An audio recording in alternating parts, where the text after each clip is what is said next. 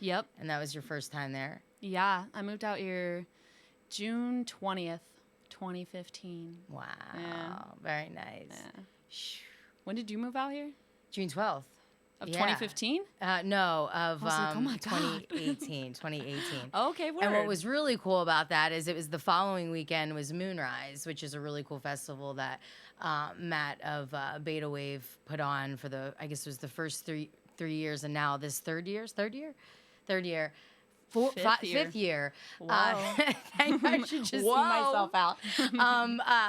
It has been virtual, but I know he brought on Matt Shores, who does excellent lighting and sound as well. And I know last year when it was not virtual but live, there were really cool sort of colorful projections that were rotating on the rocks, and it was really trippy and amazing and very visually stimulating and pleasing. And I just think it's so awesome that they persevered this year, still going out to a similar spot in the desert and just doing, virtual capture and then just showing it as a live stream. But that was my gateway, essentially, into the Los Angeles music scene, because I'd probably say it was maybe 100 people that year that I went. And it was really intimate, and it was pretty much a lot of this sort of Echo Park, Silver Lake music scene musicians, and some of the friends that I'm still close with today were friends that I met that first year. So I guess I was lucky. I know, like Ruben.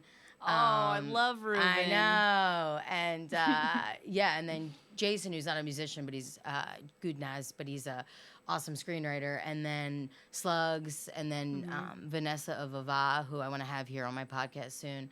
But yeah, I guess I lucked out in having that sort of initial gateway to meet all these people and know of all the places to check out. And so very grateful. But big shout out. Yeah, I feel like that accelerated my sort of integration into the scene. And who knew that my first ever house party, I think, which I don't know if I did it as my birthday party, but not even living here 5 months, 6 months, and I had like something like 40, 50 people. Oh, shit. And I tried to do something like that in San Francisco, and it was like, womp, womp. You couldn't even get 10 people to show up. So there's something special about this community, and it just like blows my mind, the talent of everybody here. So I was a little bit delayed, I guess, in meeting you, but you did come to one of my house parties.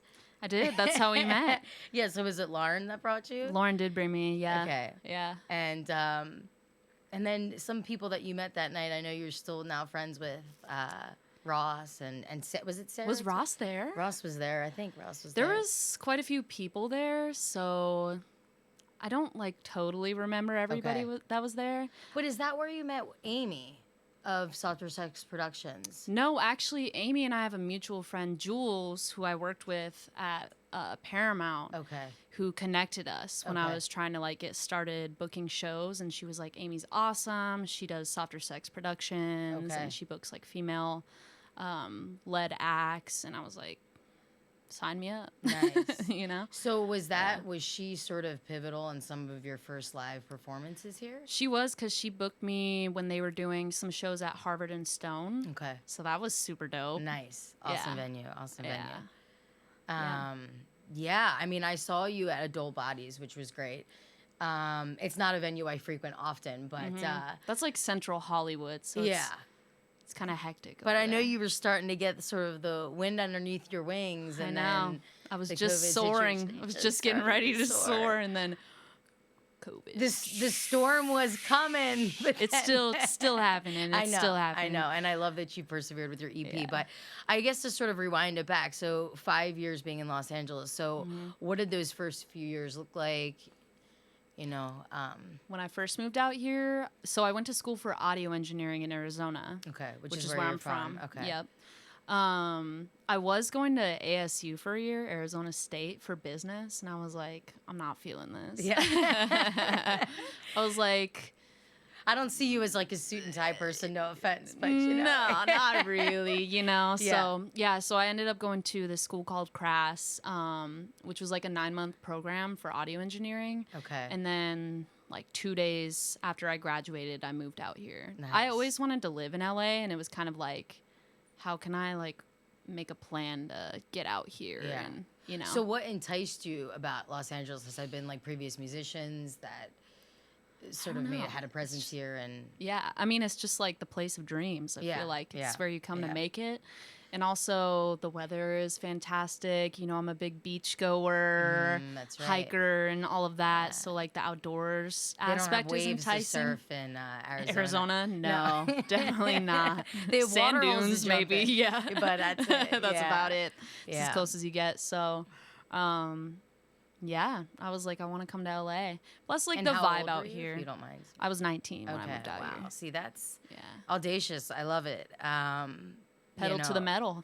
Yeah, I mean, some people don't even want to go into their own dorm room and like cut the cord at that age, and you're like, I'm moving to the center of the universe, the city of angels, the city of dreams, everything. I knew 0 people out here. I was just like, I don't know, I'm just gonna go for it. Wow, I love that. Yeah. Spunky, ready for adventure. Yeah. That's what I really like about you. I feel like if I asked you to just go to like, I don't know, Brazil with me, you'd be like, yeah, let's go. I'm so down. Let's plan that. Yeah, I know. We'll do like, that. Let's go. Yeah. We'll make it happen. That. Yeah. Yeah. But that's awesome. So what did you find was maybe helpful in your kind of initial time here to integrate and, you know, develop that network? It was tough because I wasn't 21 and I didn't have a fake ID or anything like that. I actually really didn't. So I was like, I can't go to bars, which is like where people go and mingle. Yeah. Yeah, that's tough. Yeah, it was tough. So I was like, I got a job at Larrabee Studios, which is like a mixing studio, like two weeks after I moved out here. Okay. So then I just kind of made friends with my coworkers there, and then, you know, they would invite me to hang, and I'd meet their friends, and I just kind of like hopped around groups a little bit. And because I guess I was gonna say that is the one thing about Los Angeles that's great compared to, you know, other cities where weather might be sort of an impediment to it, but house parties and just outdoor hangs. So you don't necessarily need to. I did go to be parties. 21 for those. Yeah, any in like never Hollywood. Drank though. Never. No, I'm kidding. Of course you did. I did. Sorry. I love it. Sorry, Mom. Yeah. But any in the Hollywood Hills, the sort of famed Hollywood Hills. Oh yeah. Okay. Nice. The glitz and the glam. I was like, wow, this is the life. Nice. You know, you get a little taste of it, and you're like, damn, this is cool. You're like, you know? I'm gonna go get my straw and go back for more. Yeah. Exactly. I love it. Exactly. Well, that's great. Any of those sort of pivotal kind of initial friends still friends today that I first met out here? Probably. I can't, nothing is like popping a mind off the top of my head, but I still keep in contact with like people from the studios and some of those folks. Nice. Yeah. Nice.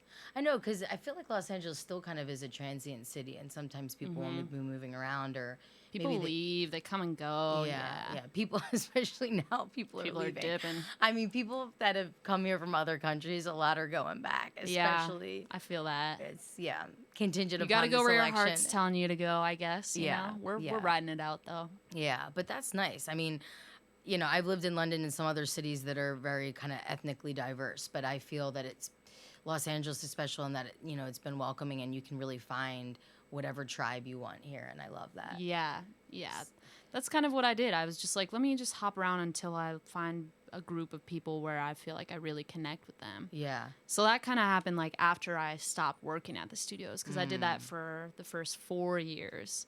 And that was like, it took up pretty much most of my time. And I did think that was what I wanted to do for a little bit, although I've done... Like engineering, is that... Yeah. Okay. I was like, I don't know if singing is like a feasible career, like maybe I need to be more realistic or something.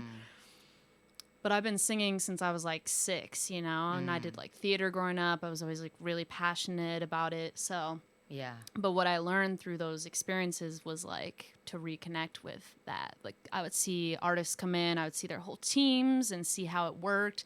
I was like, I could do this. Yes. I was like, I could totally do this. Any artists in particular that you felt really gave you that sort of courage? You know who really hooked me up was at Paramount, this rapper named Black Youngsta.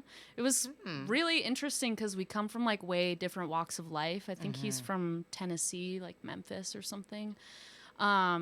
This is a crazy story. So yes, here we go. Get the tea. Stories. So I was just working at the studio one day, and he was out back, and we just started chatting it up.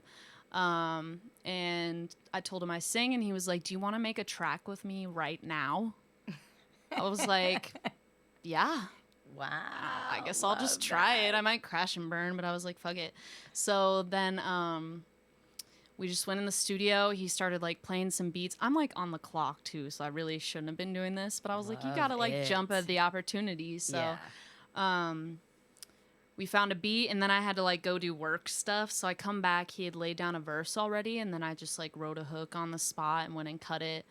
And then he didn't end up dropping it or anything, but we like developed a friendship through that. Nice. And then and that just like really gave me the courage. I was like, I went on the spot and I did that, and it was good. Yeah. So I was like, I like those moments where you gotta like put it on the line and because what is the fear? I mean, you know, it's like if anything you learn failure, you can do something spontaneous, right? But you still had the the victory of the connection with the guy, and then knowing you can. Yeah, we keep up to this day. Yeah, that's awesome. Which is so cool. That's you know? awesome. Yeah. Is that how is your process? Is it normally like somebody gives you a beat and you sort of write over it, or is it really mostly your lyrics almost as poetry and then you put the instruments to it? I usually write.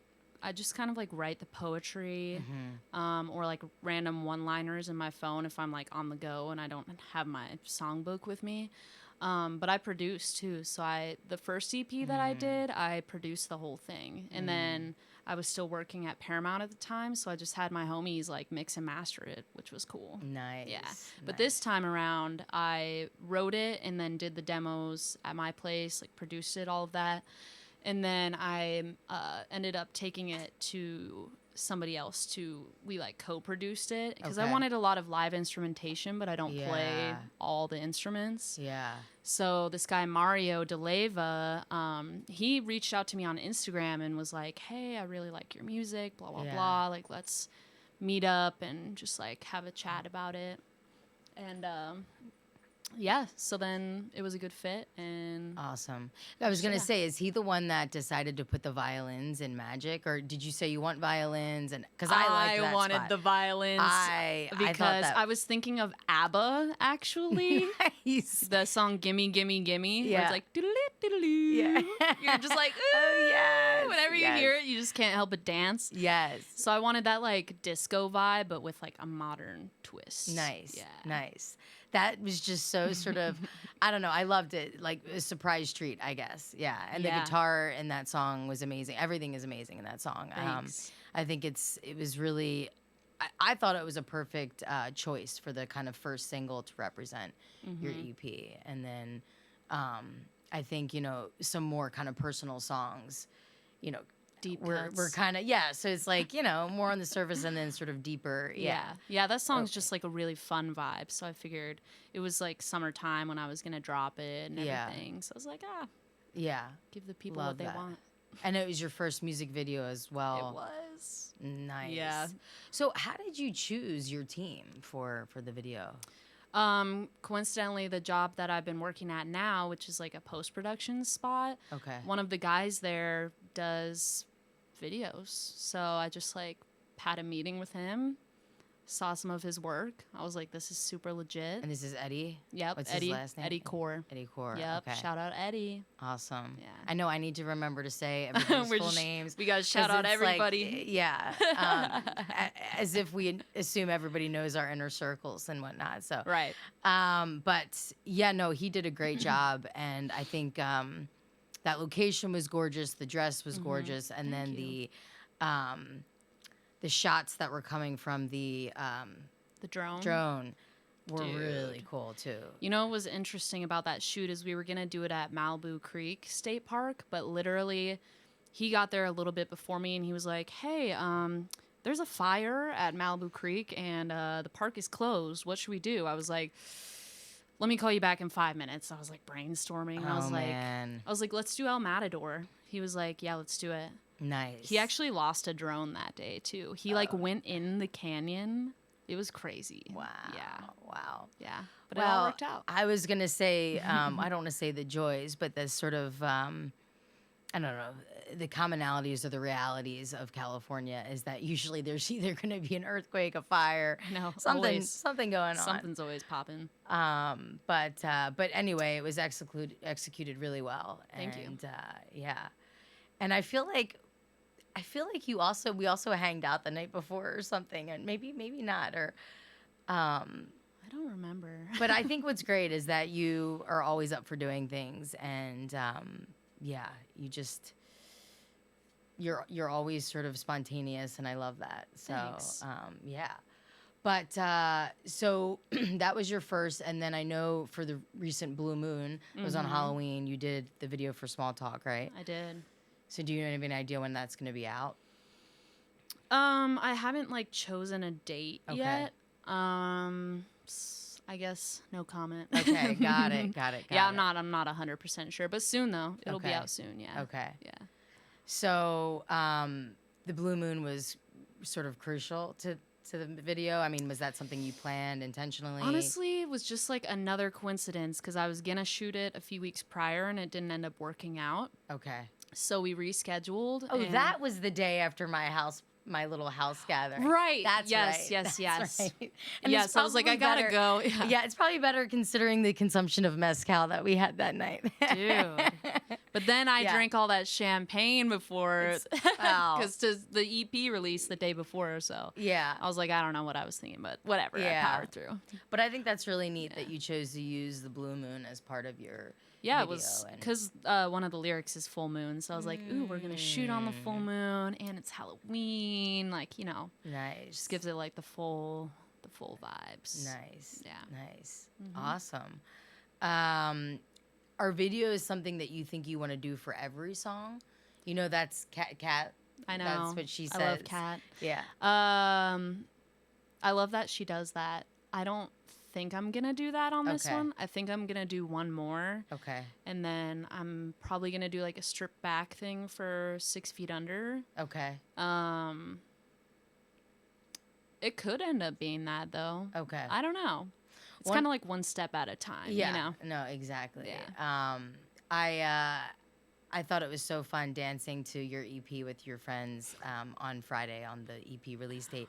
And I loved that we decided that Unconditionally Myself would be a song that you can imagine just blasting on your convertible, whipping around, the Pacific Coast Highway. I was like, who do we know with a convertible? Because I want to do that. We have to make that happen. Yeah. Well, I mean, that could also be maybe the video, but just planning that idea.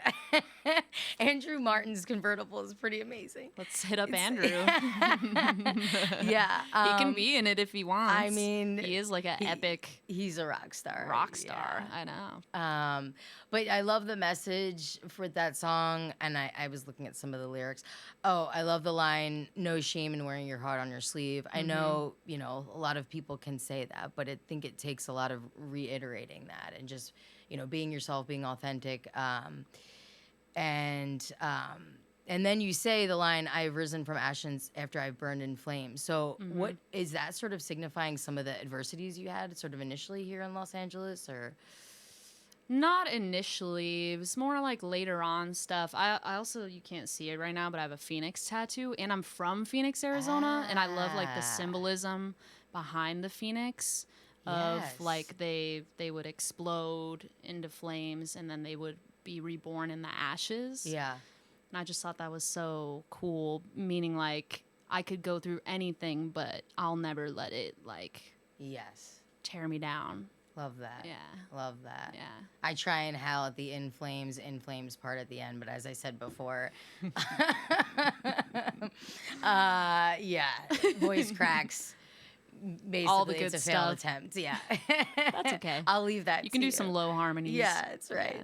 Yeah. Funny, I didn't realize that about your interest in Phoenix, because I actually, so this is a protea flower, which is kind of a phoenix flower. It's a type of flower that burns in wildfire, and when it does, the stem is really durable. I mean, it kind of looks like an artichoke, which is not the prettiest of flowers, but then this sort of burnt stem will repollinate brighter flowers. That's awesome. So, and I had no idea about this flower. It's actually indigenous to California, also Hawaii, I know a place that you love. But South Africa is where I first learned about it. Okay. It's indigenous there too, and it's a symbol that they use in their the courtroom in Johannesburg in South Africa, Wow. which is essentially right adjacent to the prison that Nelson Mandela had been imprisoned in. So it's but they use it as symbolism for apartheid, and you know, the country going through that it only made them stronger, sort of. So yeah. So same kind of thing. yeah, Oh, look I at love us. that. We're such I kindred guess we're connected spirits. even more. We didn't realize it. I know. Maybe we should eventually get an intentional tattoo together, though. I would love that, actually. Yeah. We should. I think that'll happen in the future for sure. We'll just get Nola's face. Or just her eyes. Oh my That's the thing. It's goodness. just the eyes. Yeah. So I guess speaking of Nola, the first time you ever met her was when I snuck her into the TG Club.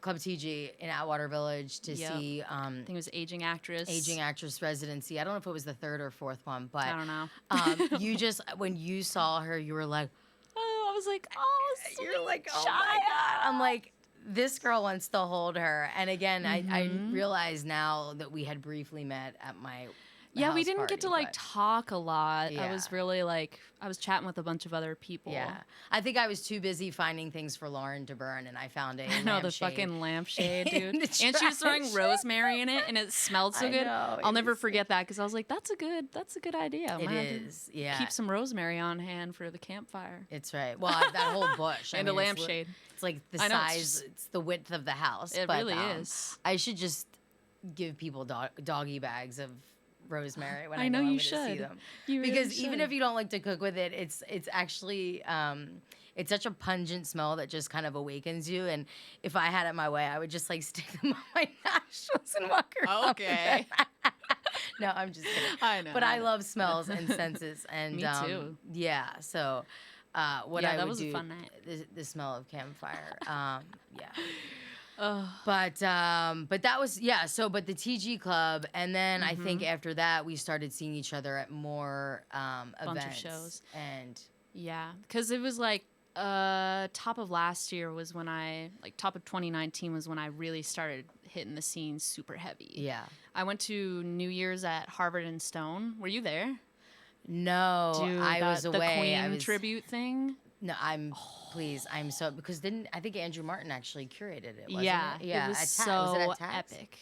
No. No, that was this year. Oh, this year. Oh, I you went to mean that before- one too, actually, but the Oh. year prior, 2018 going into Okay. 2019. I always travel internationally, like Christmas Around that through New time. Year's, and I'm never here. I'm like in South Africa. or- Damn, you missed some good parties. I know. Yeah, I was like super inspired at that. And then actually it was interesting. It like came full circle because I was there. I was like, I want to play this spot. And then Amy ended up booking me there, which was That's really awesome. cool. So yeah. That's awesome. Yeah.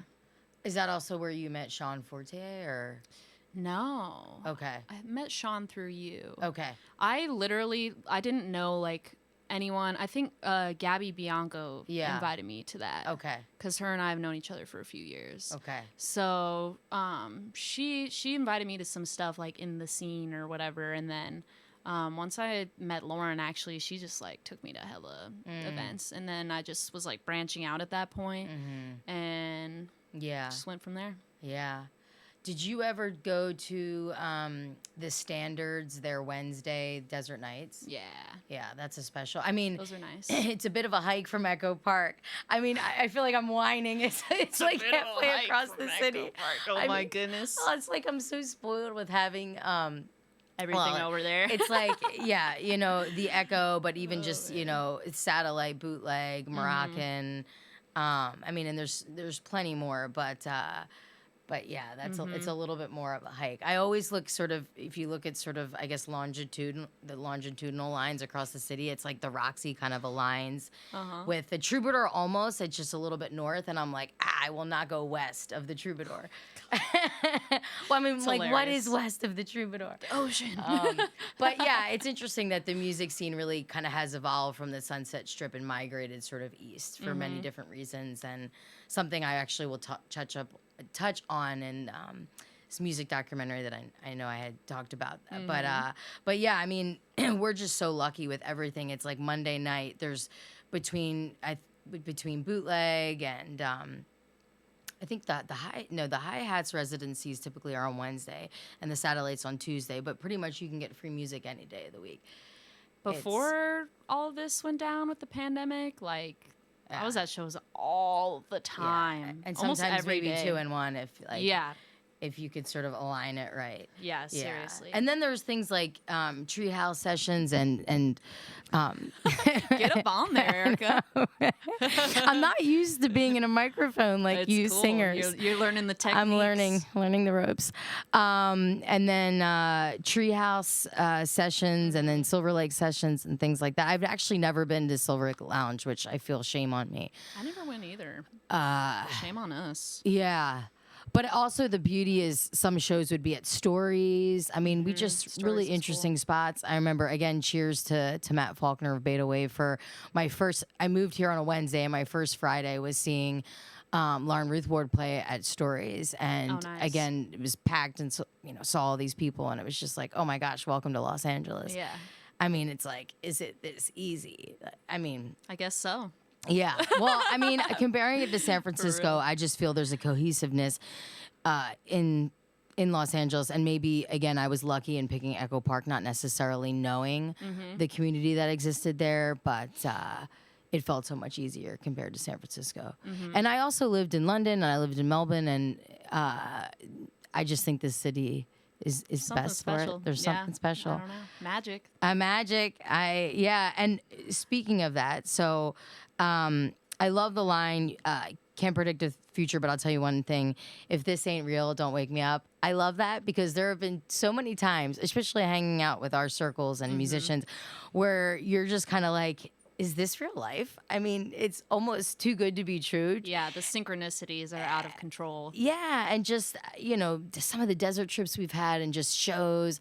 And I feel like sometimes, I just don't even need to say that to a friend, but I look at them and with like my jaw dropped down and it's like, it's the whole, is this real life? Right. And people just, like, yeah, it is.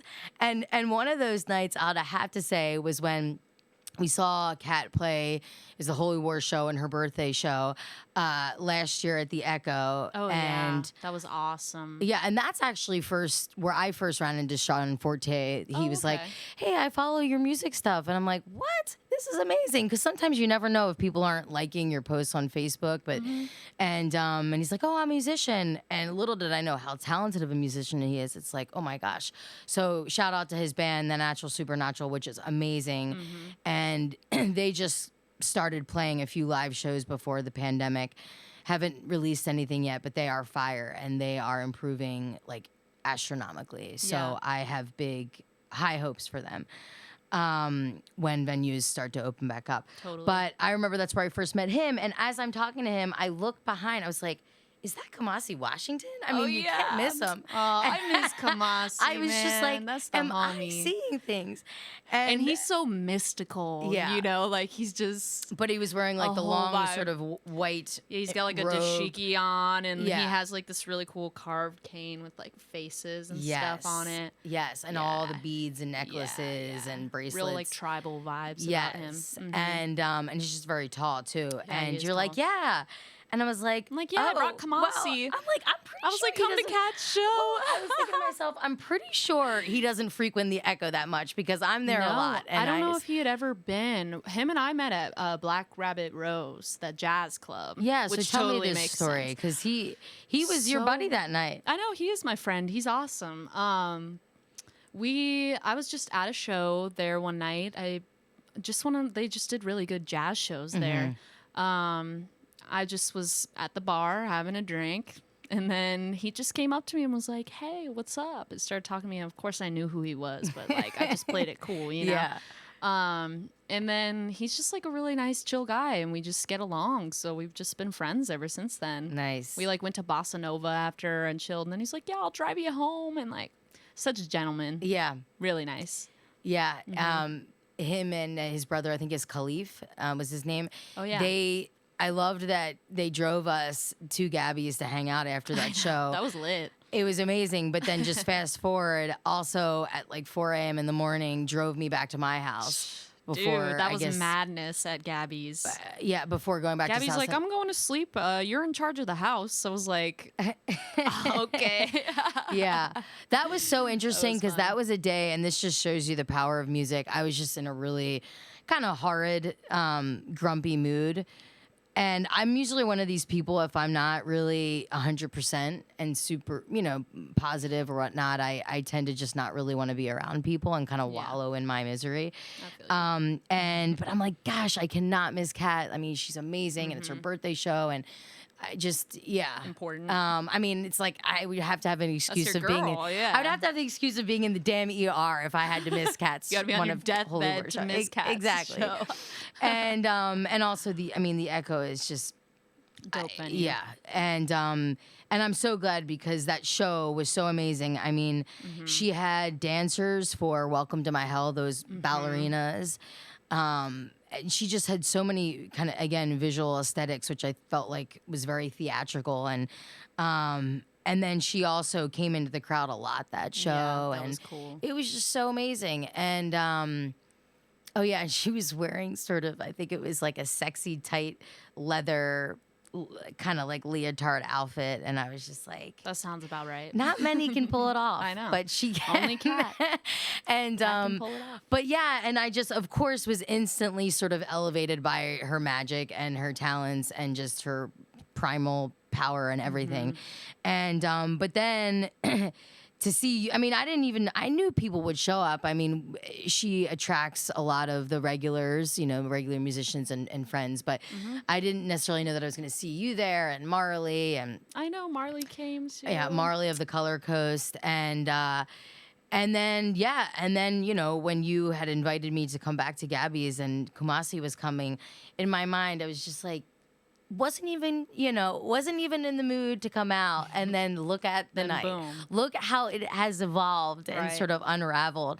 And then it's just like, again, fast forward, and I'm being driven home by Kumasi Washington and his brother at like 4 a.m. in the morning to my place, telling them like, oh, I'll send you my playlist if you want to learn about Icelandic music, because I had just gotten back from Iceland Airwaves, and so I was all jazzed on Icelandic music and just, new kind of bands that I learned from, or, I discovered from that festival. And I'm sure they're like, yeah, okay, send it to us.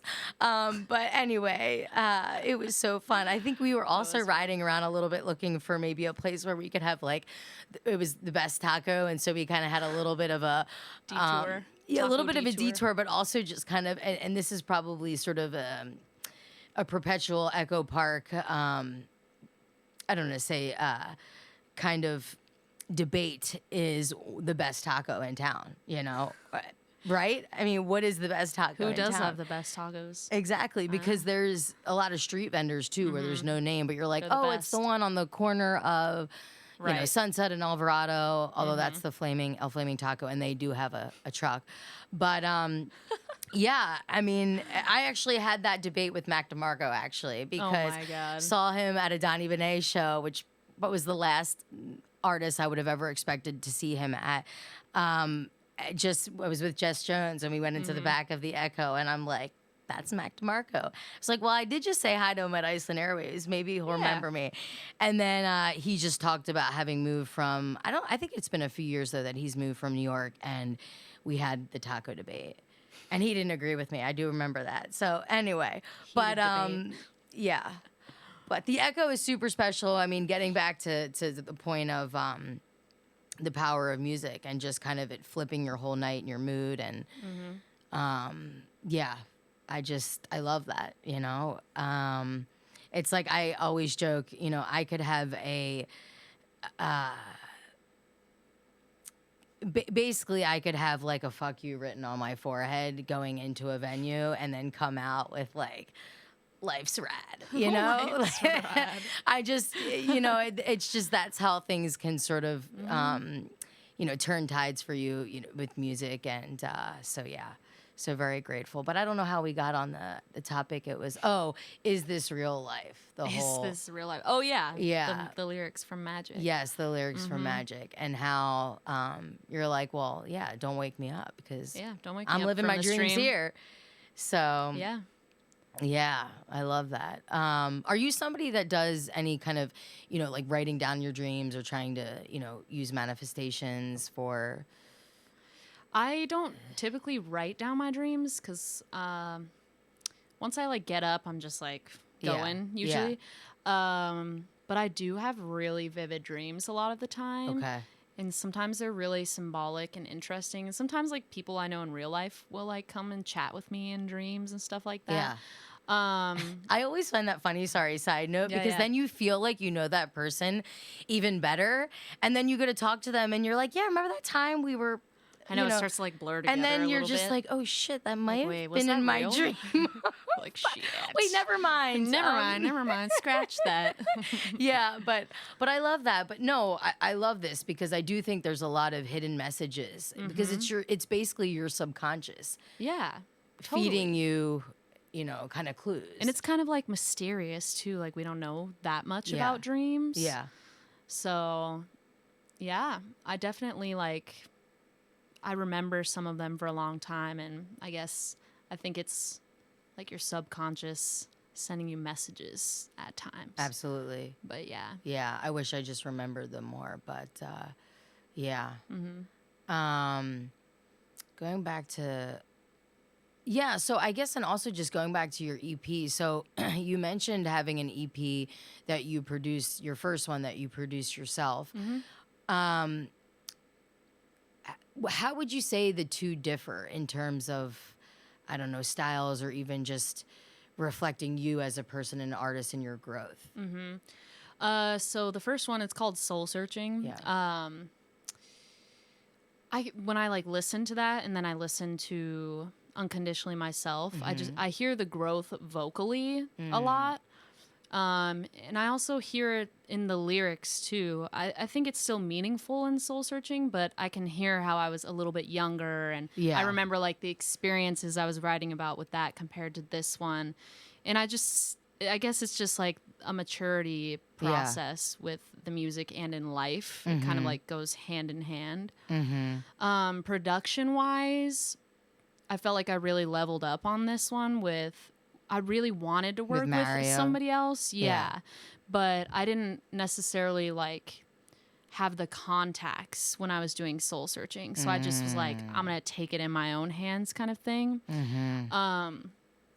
It's a little more synth poppy than this one, although I still think that there are synth pop elements to Unconditionally Myself. But you have a lot of great guitar riffs in this one. Like the guitar rip in Small Talk, it builds, and then it's like, it's got the and Spanish it's purring, guitar. and I'm like, really revs your engine. Yeah, well, I told you that is making my sexy time playlist. Yes. I already added it on Friday. It should be on night. everyone's sexy time playlist, man. It is really nice. Yeah, definitely a little more guitar leaning on this one. I wanted the more live instrumentation.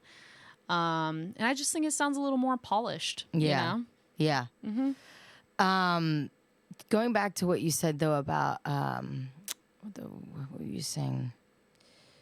I was gonna say something about.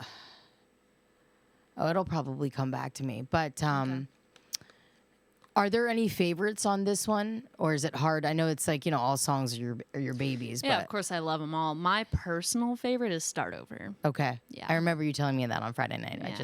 That was the last song that I did on this. I actually had a different song called Running Through Lovers that I was gonna put on it. I might just do it as a single later on or something. Yeah. But in the context of the songs, it just wasn't fitting. Yeah. And I was like, I don't know. But then I kept hearing, can we start over? Over and over in my head. I just kept thinking about that. And so then I was like, let me sit down and write this song. That beginning to the song is awesome. And then it sort of changes. It's a really cool intro.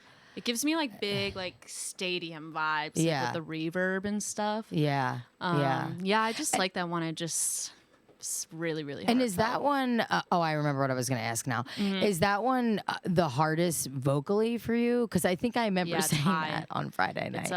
I hit like a high belting note there. Yeah. It's like right on the edge of my belting. I have to be like really warmed up. Yeah. So that one is obviously one I could never join in on, but then the In Flames part at the end of Unconditionally Myself is also kind of high. Yeah, that part is. But what I was going to ask you was, you mentioned the sort of maturity of your voice or the development of your voice. So what kind of tactics or strategies or exercises have you done to build that up? Well, I was working with a manager for a little bit after I dropped Soul Searching, and he also was like doing vocal coaching with me. Okay. Something that I've struggled with was I can just get really in my mind.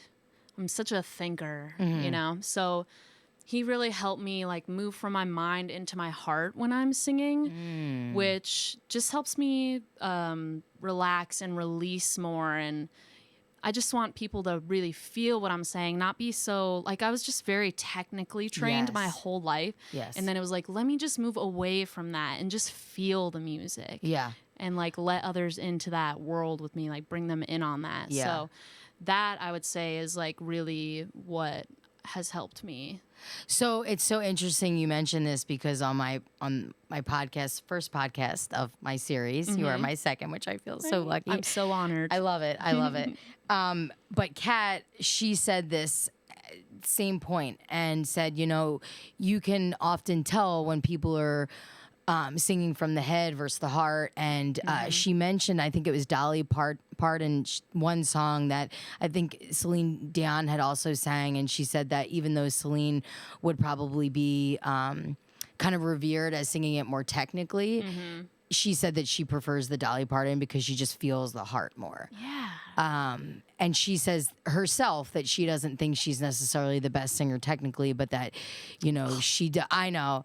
Roll Come my on, Kat. Roll my eyes at that, Yeah, but roll my eyes. She's actually a really dope singer. I know. And she belts a lot too, which takes a lot of power. Yeah.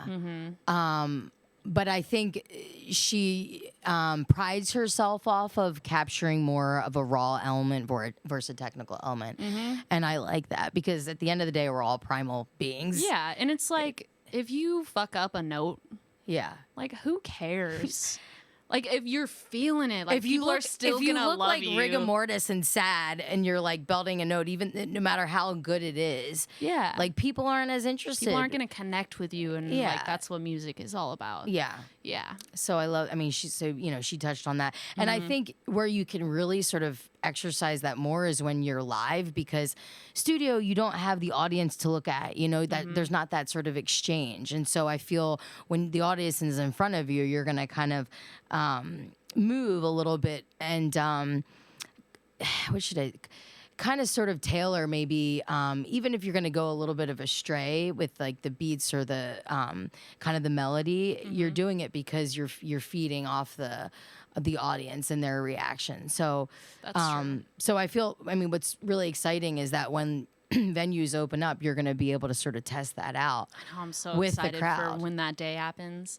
Yeah. You had heard me do Magic and Small Talk because I was kind of testing it out, but I actually hadn't like recorded it yet. So now the arrangement is kind of different. So I'm excited to like play it with a full band when things are back. But I do want to say with the studio recording, I feel like it's like a different way where you get really emotional, because it's like no one's really there, or I don't like having people there except for like me and the engineer and like maybe Jenna. And so you can just like get really deep into it and just like close your eyes and like go in the zone, you know, tune everything else out. Yeah. Yeah. I see that. It's like two sides of the same coin, just a little different. So I guess, and you alluded to this before, having done plays and singing since you were 6. Yeah. And also, weren't you like a child model as well? Or I mean, I did do some modeling. So my mom worked for a photographer when I was like in the womb and when I was a baby. And then she ended up being a stay-at-home mom after that. But we like stayed connected with this guy, Paul Marco, in Arizona. And I was just like a ham as a kid. I guess I'm still pretty goofy, you know? So I would just here's a funny story. So there was like this really hot model doing this like risque shoot. I don't know why I was there. I was like 4, but anyways. And then, she left and I like wanted to shoot, you know? So I go and I have this little dress on and I like flash my little Pooh Bear undies. Oh. They have photos of that in the studio. It's hilarious. I feel like you have not changed a bit. I know. It's amazing. Yeah, so I did that. And I was at like an American Idol concert when I was 6 because I loved Kelly Clarkson. I was like, because American Idol was so cool when it first. It's still cool. She was, one of the originals. Yeah, she was the first one. So some person sitting behind us like tapped my mom on the shoulder and was like, your kid is so cute. Does she want to be in a commercial? Like the Santa commercial or whatever. So it was like none of the kids like knew that Santa was going to be there. And then Santa came in and like surprised us. I wonder where that commercial is at. I want to like see it now. Wow, that's funny. So that was cool. That's awesome. Yeah, I guess to your point, I was gonna say that you seem to be very comfortable in front of the camera, but then wondering whether or not that comfort also sort of persists when you're on stage. Sometimes I get nervous before going on stage because like people just stare at you, you know? And sometimes people aren't like grooving and then I'm like, are they feeling this? Yeah. Like when it's a more low key show and it's not like people would be up and like grooving and stuff. Yeah. Everyone's just like, so I'm like, whatever, I'm just gonna ignore and just like do my thing, you know? Yeah. You have to like tune it out a little bit. Well, that's for me. It's another thing I keep going back to Kat, but she was alluding to is and she said, you know, one of the hardest things is when you're opening and it's not your crowd, it's not your fans, and they might be standing there all stolid and just not showing emotion. And she says they can't take away the fact that this is my stage, my time, you know. And she made a comment about how she loved like singing in this guy's face because it's like he wasn't even blinking. And, you know, it's just nobody's going to bring the energy down, you know, for her. And I love that. But it probably took her a while to sort of have that kind of Kat has some more years under her belt and defiant. That's one of the things I told her, and I said, I don't mean this sort of negative, but you know, she can be defiant, and I love that. Yeah, that's like part of her whole thing. Her whole like image and character. Yeah, she's a rebel. Yeah, but she's not just like that on stage. I mean, we know she's in like real life. In real life, yeah. Kat is a rebel. Yeah, but I think I think the whole stage comfort just comes in time, and I think what'll be nice is that I at least will try and show up at all shows that I can, and I know you have a lot of friends that will, and I think when you at least see some of those regulars, even if they're strangers like sprinkled throughout.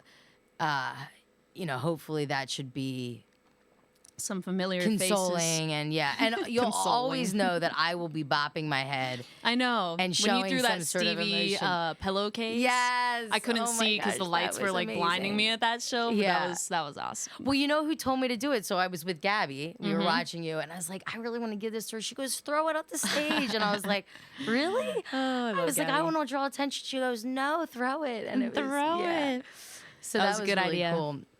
Yeah. So I guess speaking of Stevie, I know she's one of your biggest idols. The queen. And show them the way. Oh my gosh. My I actually wrote the lyric. I'm nerdy, but I wrote the lyrics down on my notes because so I listened to it on the way here too. It's 6 minutes of pure masterpiece. It's like the most amazing story. Yeah. She's talking about a dream. Well, I was going to say, talking about dreams, and maybe she dreamed some of that when she was actually awake. But, the dress came across the room, Persian carpet, and I was ready for the Kennedys. I was just going to say, I was waiting for that line. I'm like... Dude. It was just, and the whole Martin Luther King symbolism and everything. It gave me full body chills. When I get that from a song that's how you know. Yeah. I love that we blasted that at your place, by the way, also on Friday. I know. We had to. That's another one that, I mean, I may not have a convertible, but in my car, windows down, we will One day we'll have convertibles. It's true. That's true. It's true. Yeah, baby. Maybe we can even blast it from a boat. You know how great the yacht. You know how great my stomach is on the water. We can get to that story, but but another line I love from that one is I was 35 or maybe I was just 15 and just talking, I mean, this idea that also age can be somewhat fluid. It's something I'm struggling with as I'm going to be turning another year older in a week or so, but I love that. And this idea that, you know, there's common threads of ideas and perspectives you have that when you're 35 and when you're 15 and I just think I love that she sort of you know, kind of insinuated that with that line. And then, and this is when she said it was another night in the presence of Martin Luther King. I was just a dreamer waiting for the Kennedys. Oh my gosh. I just can't with her. I know. I just can't with her. I know. Just when you think it couldn't get any better, it does. She's just a legend, you know? Something about her is just timeless, and that's why I look up to her so much. And I feel like we kind of have similar vibes. Like, I feel like we would get along if we met. Like, Stevie Nicks should mentor me. That would be an honor and, like, a lifelong dream if I could, like, collab on a song with Stevie Nicks. Oh, my God. So I would cry. It's interesting because she was supposed to do Bottle Rock Napa this year, which was canceled. And then back in March, she was a headliner of Jazz Fest in New Orleans, but had to cancel because she was in the hospital. What? So I think it was, I don't know, it was like a heart I think she had mono or something. Okay, I thought it was some sort of more severe complication. I mean, she's fine now. She's recovered. But I remember I was like, damn it, that was one of the reasons why. You know, not that Jazz Fest is, you know, like, boring by any means. Stevie. Yeah, or underwhelming by any means. But that was just, you know, I was really looking forward to that. I actually saw Fleetwood Mac at the Forum December of 2018. Nice. They played a 2.5-hour show, okay? Wow. She was 70 at the time, and she's the youngest person in the band. Wow. There was this one moment where she was doing Gold Dust Woman. I swear to God, she turned and pointed right at Jenna and I. Like, she looked right at us, and we were like, yes. Like, that's our girl. We were standing up the whole time. We know, like, every lyric. Were you every close? song? Actually, no. We could not afford those tickets. Trust. Well, I was gonna say this is embarrassing, but I don't think I've been to the Forum. No, I haven't, and so I don't even know. It's an arena. I know it's huge, but I'm sure it would be thousands of dollars for a floor ticket. Yeah, can't drop that. But when Stevie hooks me up with the VIP, you know, then that's right. Or better yet, when you're just happen to be on stage singing with her. Just when she calls you up. Oh, has the storm arrived? Oh my gosh! You hear like sound effects. Oh my gosh! Oh my gosh! How cool! I love it. Right? It's gonna happen. Funny enough, so one of my friends from Northern California, because I think I told you, but I lived in San Francisco for 2.5 years before coming to Los Angeles. Yep. She said that she ran into her wheeling through the Whole Foods in Mill Valley. Did she say hi? Which is, or was she like trying to just like? I think she was trying to give her space. I don't know if I could give her space. I think I would have to like. You'd pop up behind the apples and be like, "Hey, in the apples, in the apples go flying everywhere." I'd go with a Lady Crisp, or I know. Yeah, it's like, would you like a Granny Smith? Pick this out just for you. Oh my gosh, oh, man! But so cool. I mean, who knows? Again. Anything can happen. Anything can we were happen. just talking earlier about like the law of attraction and like manifesting and all of that. So yeah, I just think if you like believe and you're working towards it, then you can really like bring anything to yourself. Yeah. Magic. I know. It really happens, though. That's right. Well, maybe in order to manifest, I saw the pillow at your place. You'll just, I don't know, tell her every night on the pillowcase, Stevie, we're going to meet one day. Yeah. I know. We're going to meet one day. We are. Oh, I know man. it. Yeah. She's so cool. That's awesome. Well, and I love that, you know, you've sort of defined that hero of yours. And would you ever do one of her covers or? Yeah. for sure. Yeah. You've heard me cover Dreams. But I mean, as a release, like do that as a release, well, or maybe do it as a when song. you do that with, like, I would have to get permission from her, or else I could get sued. Got it. Okay. Yes. Fun fact. Here I am being a novice. Music business. No, it's all good. Yeah, Not everybody would know that, but yeah. If she gave me permission, then I would surely do it. Got it. Well, maybe that's a reason to reach out to her. No, I'm just kidding. I know. But DM her. But yeah, I mean, it'd be something nice if you just covered, one of the songs during your set. So it's again kind of paying tribute to your hero. Yeah, so for sure. Yeah, very nice. And we talked about your vocals. Are there any other singers other than Stevie that you draw a lot of inspiration from? Or I love Marvin Gaye a lot. Okay. I went through like a big Janis Joplin phase.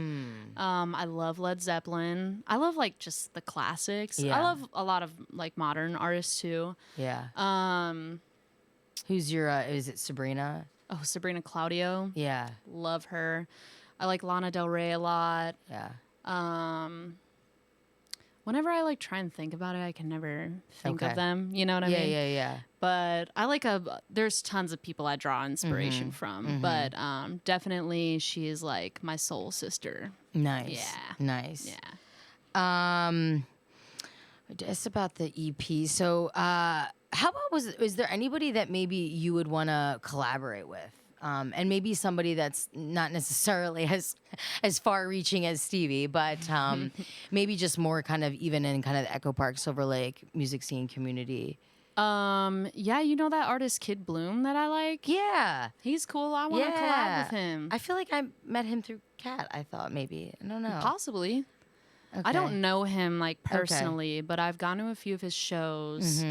And he's really dope. Okay. And I feel like we run in the same vein. Nice. So I feel like we could do a dope collaboration. Because speaking of that, I guess that's just also the essence of Echo Park Silver Lake community is people seem to be very open to collaborating, and it's something I didn't see in San Francisco. So I think just trying to take advantage of that, and again the fluidity, how open people are, and I just love that. I mean, there's so many things I feel like I've seen on random residencies that you'll never see again in more kind of, I don't know, polished shows or touring shows. You'll only get to see that on home plate here in Echo Park. So it's, so I guess that's something that if I were an artist, I would like to take advantage of. We talked about the aging actress. I think I hit on most every. Oh, ha! Okay, and I think we might wrap up in about 5 minutes. Okay, cool. So another telltale sign for me that you were my tribe and my people is when Echo Park Rising last year. Oh man! I ran into you in the earlier part of the day. I don't know if we were seeing like Broken Baby together at at the American Barber Shop. It was somewhere we ran into each other, but then. Yeah, and then I was gonna go to the Echo because I love Swim, and I think Lauren was gonna be doing a duet with Swim, but I had seen Swim and Soft White 60s are just a band that don't tour as often, and I hadn't seen them in LA yet.